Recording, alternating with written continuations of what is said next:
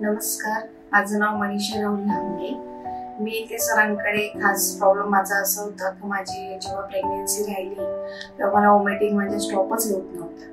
मी खास सरांकडे vomiting stop करण्यासाठी आली होती, पण जेव्हा मी आली तेव्हा मी हॉस्पिटलची सगळी स्वच्छता बघितली।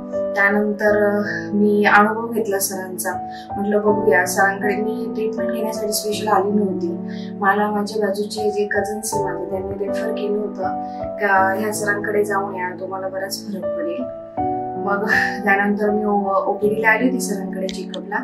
मग सरांशी रेफर केला तेव्हा मला कमीत कमी 4 दिवसातच बराच फरक जाणवला। आणि खास म्हणायला गेलं मग त्यानंतर मला जो फरक जाणवला मग मी सरांकडे नव्याने ट्रीटमेंट चालू केली। 9 महिने मी सरांकडे ट्रीटमेंट चालू केली।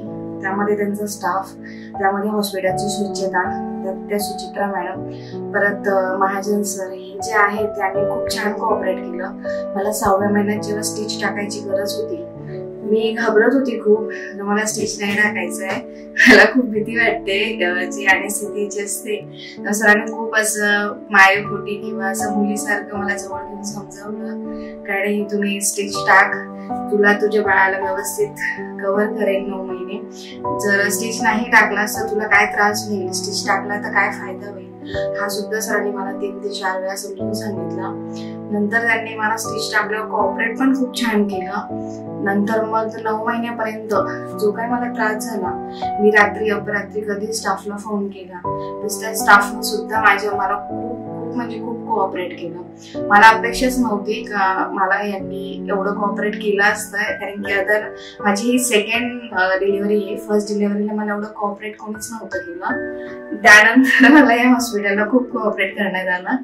आणि आता डिलिव्हरीच्या टायमिंगला पण जेव्हा माझ्या बच्चूला थोडासा श्वास घ्यायला त्रास होत होता सरांनी त्यानंतर लगेच त्यांनी व्यवस्थित डिसिजन घेऊन त्याला ज्या व्यवस्थित जे सेंटर आहे बिर्ला सेंटर तिथं त्यांनी त्याला ऍडमिट केलं। आणि त्यानंतर मला आता हे आज 3रा दिवस आहे सिझरिंगचा।